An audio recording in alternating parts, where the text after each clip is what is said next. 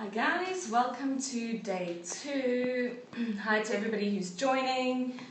I'm not sure if you managed to catch me yesterday, but I know a lot of you have been watching the replays. If you're in another country, then the time zone may be slightly different for you, and that's all good. Just get that right. So today is day 2 of Master Your Marketing with me, Chanel Segarius Bruce. Thanks for joining. So a lot of you have signed up for this marketing challenge. Thanks for the purple hearts. Hi to everybody who's coming on. Nice to have you on here again, and we're going to get through a lot of good content. I'll try and make it a bit shorter today. Yesterday we went for like 45 minutes. I just have so much content to share with you. And it's just a real passion of mine, teaching people how to market their businesses online.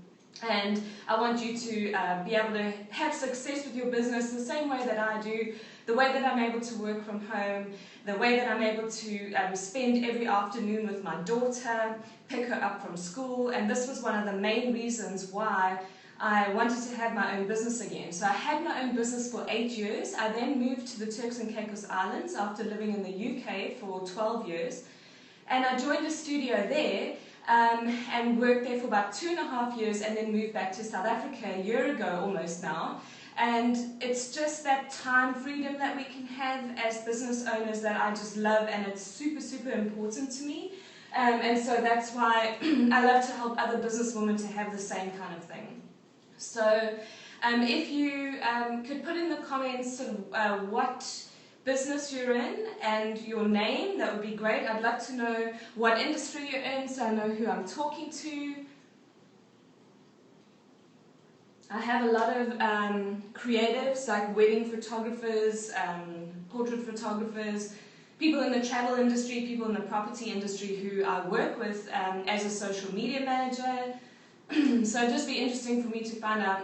But keep your questions for the end, and I'm going to dive into the content now, and I'm sure more people will join in as we go. Or if you watch the replay, that's absolutely fine too.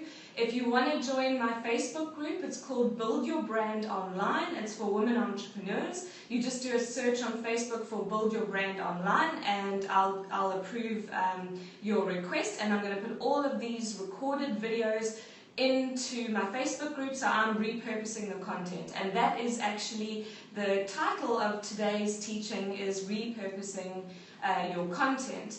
So the way that you can do this, step number 1 is either using old blog posts or old newsletters. So if, like me, you started a newsletter list, maybe my email list building kind of started about 6 months ago, maybe a little bit longer.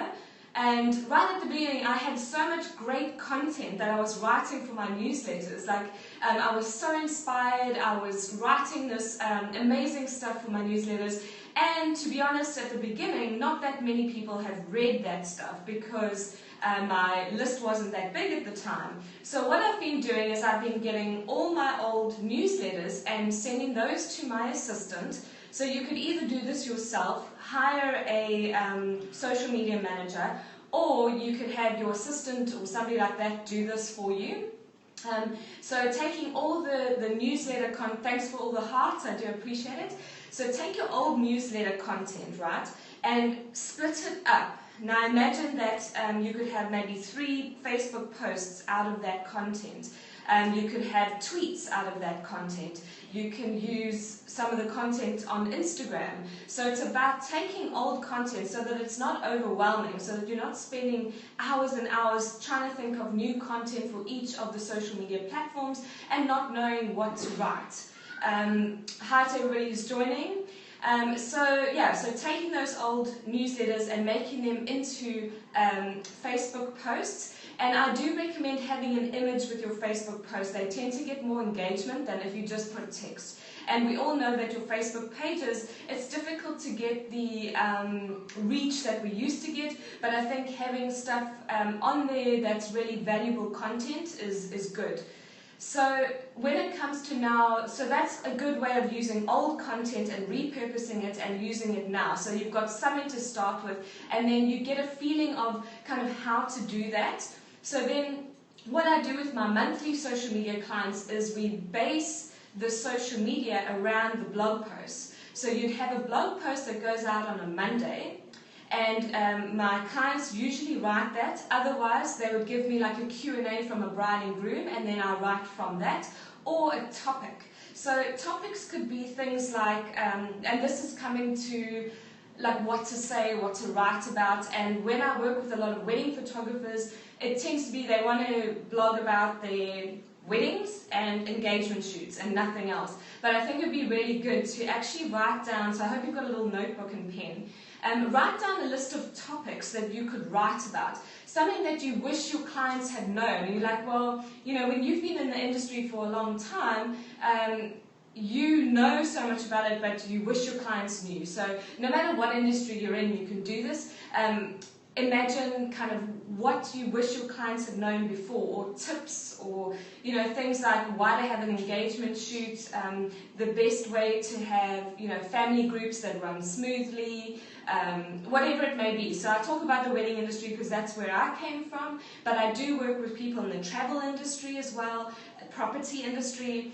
So we do construction updates when they have launch parties, when one of the constructions are ready. Then we make sure that there's a photographer there taking photos of it, and then sort of writing something and then taking pictures of the villas that are now completed. So having blog posts and having that content is really, really helpful when you're trying to come up with what to use on your social media. And remember that everything on social media should be pointing people back to your website. So you want to be, the point of social media is to drive traffic either to your website or to an opt-in page. It's not just there, I mean, yes, it's there for community building and people to get to know you, but ultimately you need to actually be linking to either your website or an opt-in page so that it drives the traffic there. And then the other thing that we do, so we take the blog post and then we use the content from the blog post and we do 1 tweet a day, 1 Instagram post a day, and 2 Facebook posts per week. And we create mood boards, beautiful mood boards in Blogstomp. From the images that go on your blog, we make a special mood board for Facebook. Don't upload a gallery, don't upload only one picture. Mood boards do extremely well on Facebook and they go viral. You can tag all the other vendors. Thanks for the hearts, I appreciate it. And so those tend to get a much, much higher reach than if you just link to a blog post. So take a little bit of time, or you hire somebody like what we do, or hire somebody else or an assistant to actually do that kind of thing for you, but it's based on your blog post and your writing. So that's a really good way of doing it. So the other thing is to start scheduling your social media. So what I do is, it's roughly around 10 hours of scheduling is your social media for the whole month. So it's not about having to go on every single day and post all the time. It's really about setting aside time in your calendar at the beginning of the month to schedule your social media. So some of the social media platforms do have ways that you can schedule, and I also use paid for scheduling softwares. This is something that I could go through with people if I do my one-on-one business coaching. I'm happy to let you know all my secrets there. Otherwise, people pay me to do it for them. So that's the 2 ways that people can work with me. So around 10 hours of work of scheduling should be your full month of social media, and I'm talking Instagram, Twitter, Facebook, and all your blogging as well. 4 blog posts, 1 every Monday. Just so that, let's say you're going on holiday or you're busy working and you just want to make sure that you've got a consistent social media presence even when you're away. You don't want to have it kind of stop, start, because social media is a bit of a slow burner when it comes to building up a following. So you need to be really, really consistent with it.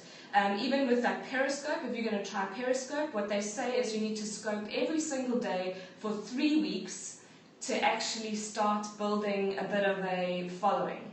So that's how long it takes. So you've kind of got to be consistent with it. You don't give up, and even when you don't have that many people on, people are watching the replays. If you're watching the replay, you can still leave hearts if you tap on the screen. If you side swipe, you can share the scopes with people. So it's kind of fun, it's interactive, and Periscope also automatically tweets when you're live, so that's kind of cool.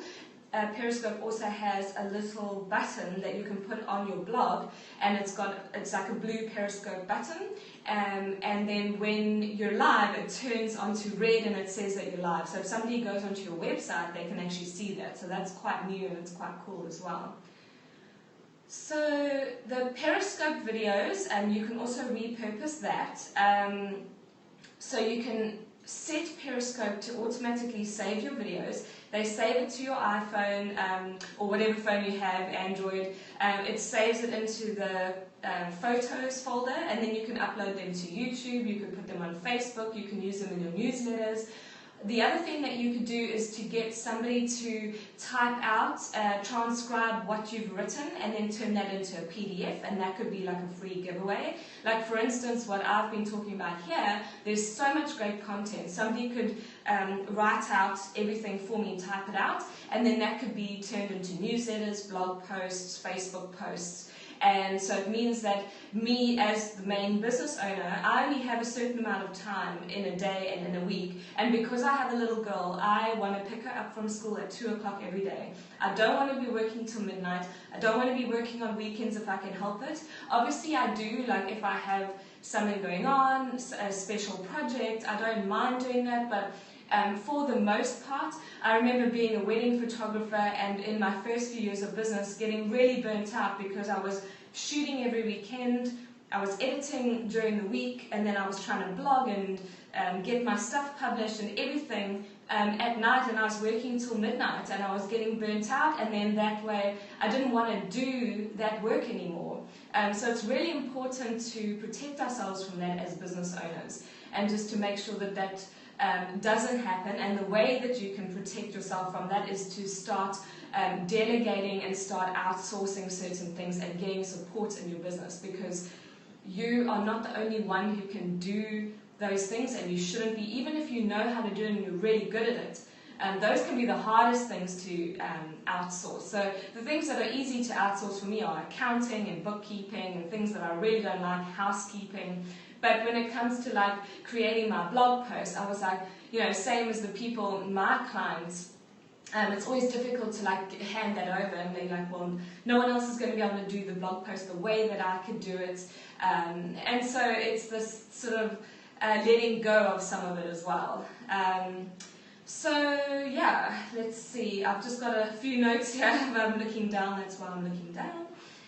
So the other thing to do is to create like a Q&A for your couples if you're in the wedding industry. So get into the habit straight after the wedding, the same as what the big wedding blogs and the magazines do. They create a Q&A for the bride and groom so that they can fill in like what happened on the day, all the suppliers, everything like that, so that you've actually got something to write from. So the wedding bloggers out there, they don't just write from nothing, they get a Q&A, and I think that everybody else should be doing that too. So all the wedding photographers, and then obviously if you're not in the wedding industry, it's coming up with those topics like I was saying. So if you have any questions for me, I'd love to hear them right now about repurposing your content. If you have any questions about that, if it's something you've already started doing, I'd love to know if you've got a newsletter, anything like that. So if you have any questions for me, otherwise I will be putting this into the Facebook group, Build Your Brand Online. So all you have to do is go onto Facebook and do a search for Build Your Brand Online, and then I'll approve your request. I'm going to put these videos. What exactly is a mood board? Okay, so a mood board is basically like a collage of images. So you pick your best images. I use a program called Blogstomp. You could use Photoshop or whatever you like, and put, say, around 10 to 12 images per board. So it's like a collage of images, and then your logo at the bottom. So those tend to go viral, yeah. So I just call them mood board. I don't know if that's the right term, probably like a collage or something like that where there's a few images. Make sure that you pick images that have like the same kind of tones to them. Don't like mix and match day and night time and that kind of thing. Just rather pick images with all the similar tone and the same time of day. So what industry are you in? Just let me know and I'll let you know if it's going to work for your industry. It would work well. And what social media scheduling software do you use? So I use a mixture. Facebook has its own, Twitter has its own, but I also have some secret ones that I use. Okay, wedding photographer. So I do pay for some of the scheduling softwares that I use, and those I have a course called brandyourinstagram.com. So in there I reveal how to schedule your Instagram without having to log in and out, and you can also schedule multiple accounts. So that's a 6-hour course. It's an online course that I've created all about Instagram. Otherwise, if you do one-to-one coaching with me, then I can go into all the scheduling, but a lot of them do have their own, but I have picked and choose my paid for scheduling services, which are just so much better and on like a different level. Yeah, cool. And so just join into my Facebook group if you have any other questions as well. Build your brand online. And yeah, that's Brand Your Instagram. So this is Taylor. She's my assistant who helps me with so much. Thank you, Taylor. It was her birthday yesterday, so we'll send her a happy birthday. And yeah, she was still supporting me here on Periscope yesterday, even though it was her birthday. So it's great to have a team around you who can help you. And so whether it's you know, somebody that works for you full time, which I've only just started in the last 2 months, or when you kind of outsource. So I used to outsource my raw editing to photographers edit in the USA. They're absolutely excellent, and that freed up my time so that I could get all of my work published. Because if I was sitting there doing raw editing for like a whole week after a wedding, I didn't have time to get my stuff published, and I literally would get every wedding that we shot published either in a magazine or on a blog, and if one said no, I'd move on to the next one. And I did start doing this for a number of clients. I did it for Claire Morgan Photography last year. I got her on green wedding shoes, wedding chicks. There was a lot. Bridal musings. So I do that for a limited amount of clients, just that it's so time consuming. So it's something that I can't do for too many people. But it worked really well for Claire Morgan. She's an amazing photographer and one of my clients as well. So I think that I'm going to end for the day. Thanks to everybody who came on live. If you're watching the replay, don't forget you can tap, tap, tap, tap, tap. Just leave me a few more hearts for the end. And the reason why is that Periscope, I think it's like a ranking thing, and then it will actually start to recommend you to other people to view your scopes if you have a certain amount of hearts. And you can leave up to 500 during a scope, and I think I was around 6,000 hearts, so it's really, really cool if we could up that. So I do appreciate it. It gives me encouragement to keep talking and keep doing these free trainings for you guys. So I hope you have a nice day. I'm probably going to go for a horse ride later, pick my daughter up from school, and yeah, enjoy the summertime here in Durban. I know you guys are cold over in the UK and some parts of the US. And I'll catch you on my Facebook group.